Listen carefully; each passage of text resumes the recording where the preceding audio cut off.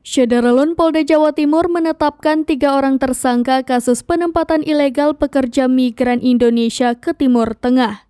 Kasus ini terungkap berkat kerjasama Polda Jatim dengan Badan Pelindungan Pekerja Migran Indonesia atau BP2MI.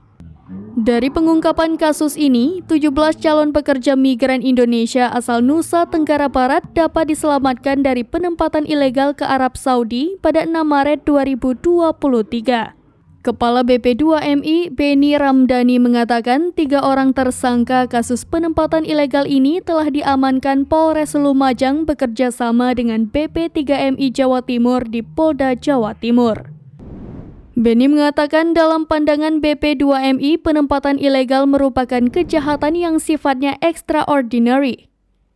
Selain kasus tindak pidana perdagangan orang, biasanya kejahatan ini juga diikuti tindak pidana lainnya yang melibatkan banyak instansi di kementerian atau lembaga.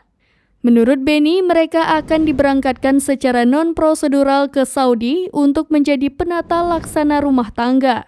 Para CPMI biasanya diiming-imingi dengan gaji yang besar dan diberikan uang untuk keluarganya sebelum diberangkatkan secara ilegal. Padahal, uang tersebut nantinya menjadi hutang yang akan terus berbunga hingga membuat CPMI semakin jatuh miskin.